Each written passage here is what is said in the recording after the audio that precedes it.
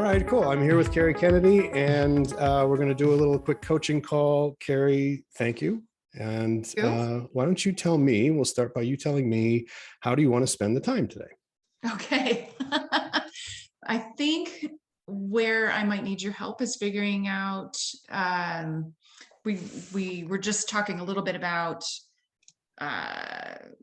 some creativity coaching around potentially going with, writing a book and figuring out how to take a whole bunch of these ideas and get them in a format that can be used by other people. Mm-hmm. Another area I'm interested in is getting into leadership coaching myself. And maybe with this may be something that's a little bit lower priority, but I think it'll also help a lot of this. Okay.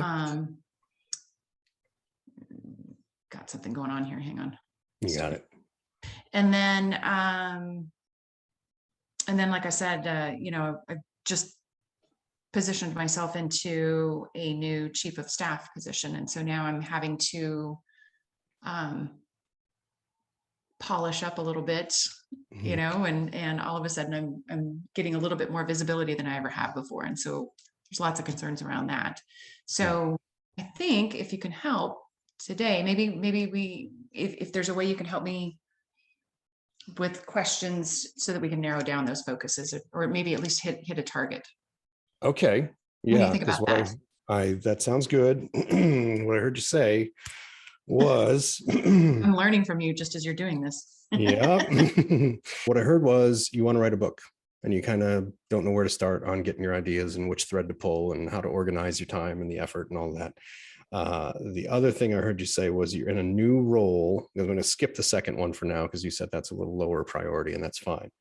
The second thing I said, I heard you say you needed some help with was this adjustment to the new role. And the words that stood out to me were, I'm getting visibility right now, and I'm not knowing how to deal with that.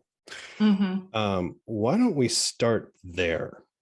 When you say I'm getting visibility, does that mean that you are being seen by the staff, the team, the leadership, and if so, how does that feel?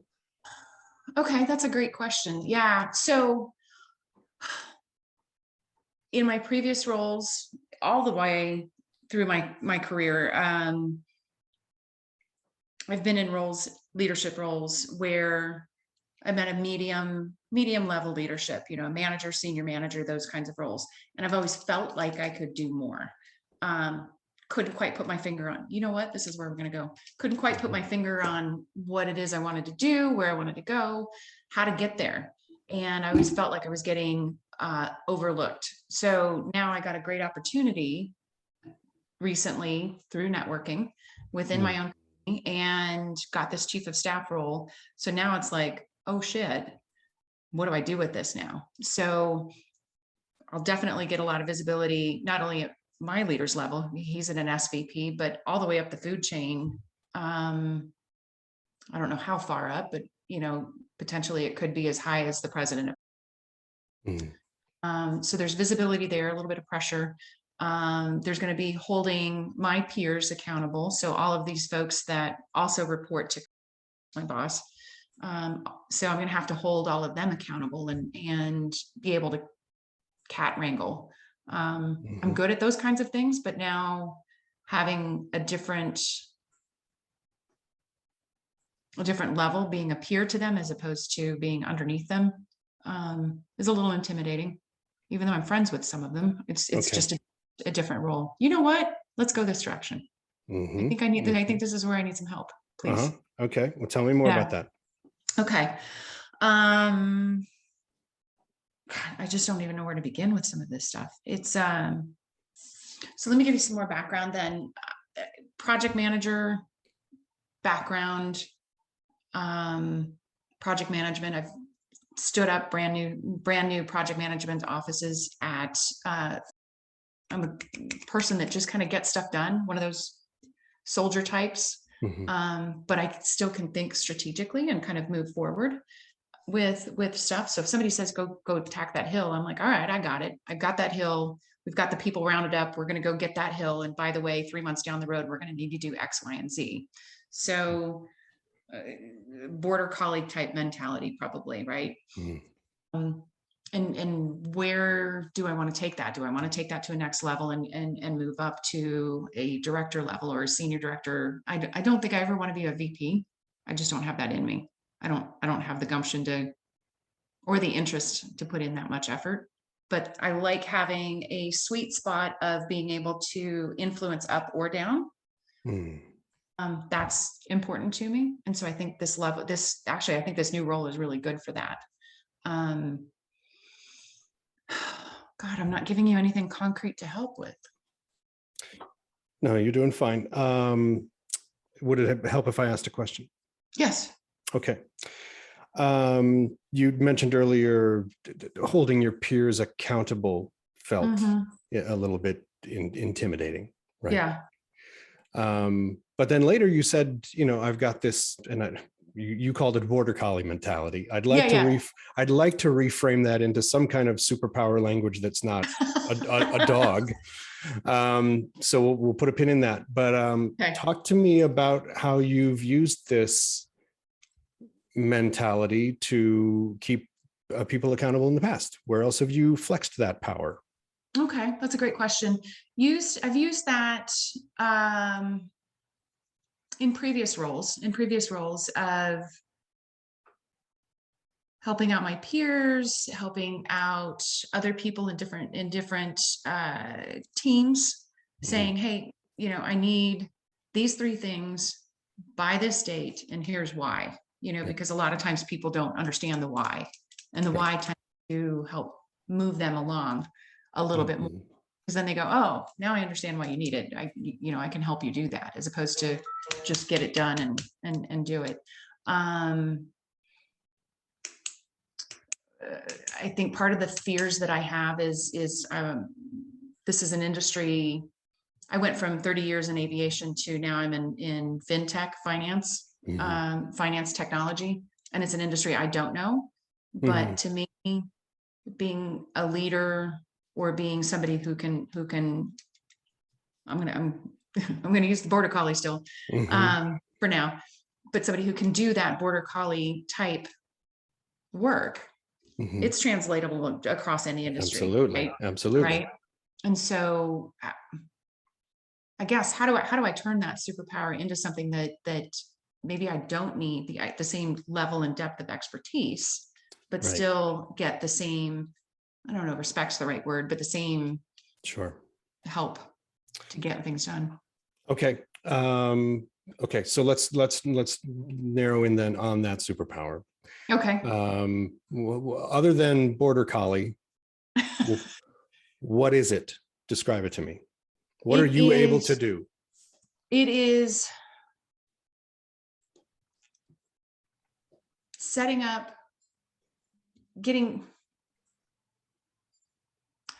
helping influence, helping guide people to get whatever it is, to achieve a goal, helping teams, helping leaders to achieve an outcome or a goal or a task, breaking it down into steps. How do they get there? Who do they need to talk to? Who are the contacts? I'm much better being on your side of the conversation, asking 1,000 questions, right? I've never had this kind of interaction with people before. So, it's hard being on this side and getting the help, but I know I need the help. I understand. Yeah, I bet you do. Yeah. It's much easier to give advice than it is to, and help ask those questions than ask those questions of yourself. Right. And I think that's part of the struggle. People just know that I can get stuff done. Okay. So I heard you say 3 things. I heard you say, I guide leaders to achieve a goal. I can, break the big thing down into smaller things. And I help people get stuff done. Yep. Right? Yep. And connect. Okay. So who else does that? What kind of person does that? It's kind of that kind of goes back to some of that program management stuff, and it's directors. It's just a leader in general, right? I don't know. I'm not sure where you're getting. you're going with Okay. this. Yeah. I feel a path being laid, but Yeah. Well, let's go metaphorical. Because if it's not a border collie, what else is it? What is something else in the world, right? That connects and leads and systematizes and is efficient and gets stuff done, and sort of like a walking computer, so to speak. Not necessarily computer, that's not it either. I see where you're going with this, but I can't visualize it. How do you get stuff people from point A to it's roadmap. It's a human ways computer, right? How do you get from point A to point B? What turns, what roadblocks are in the way? A navigator. Yeah. Yeah. Or a guide. Yeah. Yeah. Okay. All right. Okay. So a navigator or a guide. What other words come up around that?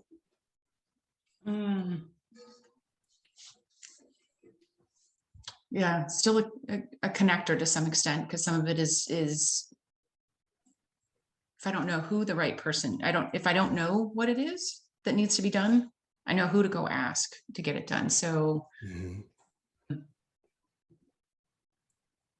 to some extent, it's sort of like a central nervous system, taking data in, pushing it out, in, out.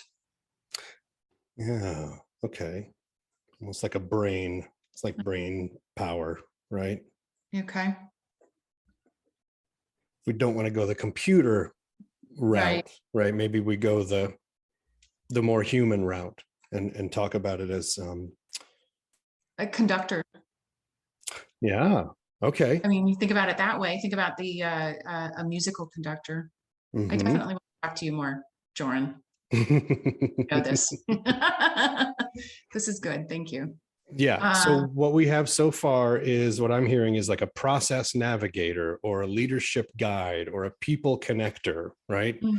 All of these words are powerful words. They're strength-based language that you can use instead of border collie. I don't want to hear you ever say border collie again. Don't ever say it again. Say one of those three instead, right? Okay. Yeah. And the question then becomes, yeah, those are universal. Wherever you are, wherever you show up, those are the powers you're going to bring. Those are the strengths you're going to be able to contribute to the team. It doesn't matter if you work in aviation or fintech. Those are the powers that you bring. Those are your superpowers inherent in you. So how is it, we'll go circle back then to the original question, how is it different with this team? It's a good question. Well, let me ask it a different way. Is it really different with this team? I don't think it is. It's the titles probably more than anything that I'm getting intimidated by. Right. And what they know. Because they didn't. Yeah. It's the titles and what they know and their experience over the years, the depth of experience that they've got. But again, like you said, it shouldn't really matter, because some of these things are universal to wherever you get plugged into. Okay.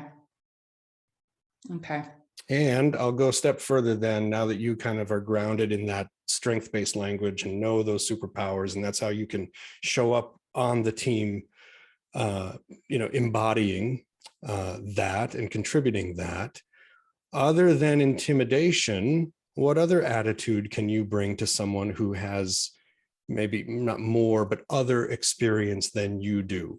How can you approach a dynamic where somebody's like so deeply experienced in something you're not?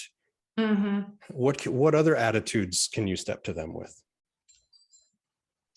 As far as bringing my value or asking them, Instead of being intimidated by them, what else might you be by or about curious. them? Curious. Yeah, absolutely. What do they do? What gets them excited? I learn a lot by asking people questions more about them and less about what they do, because then they'll tell you what they do.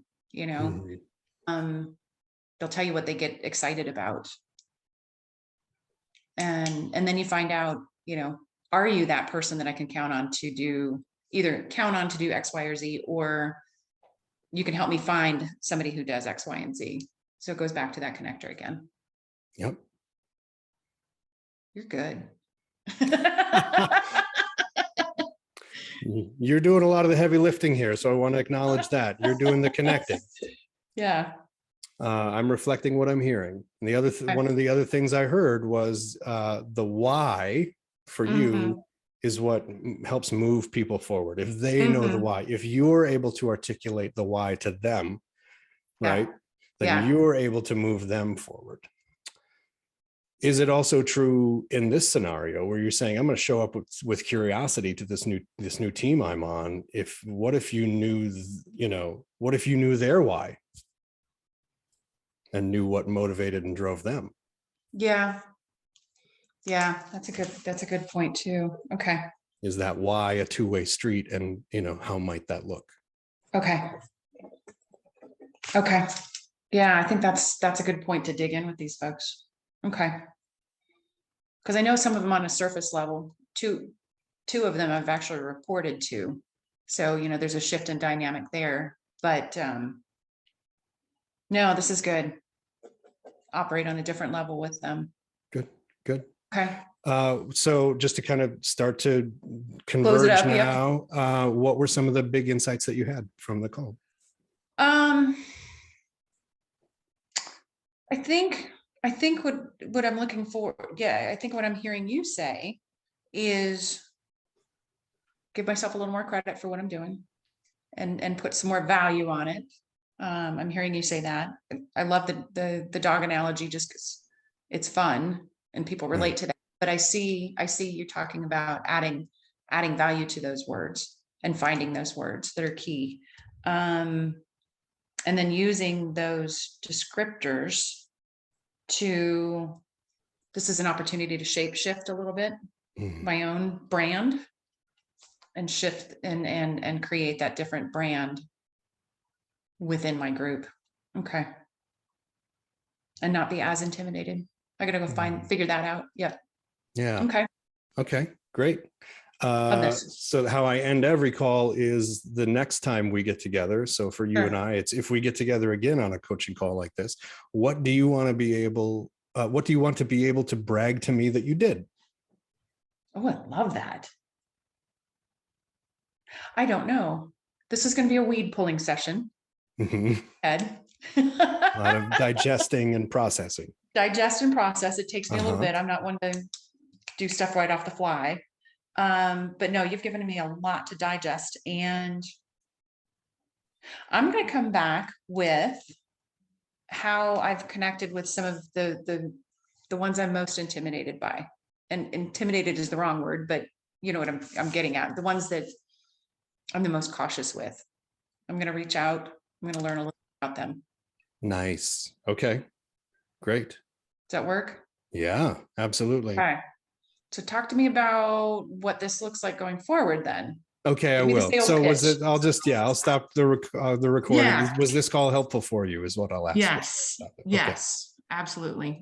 In so many ways. Great.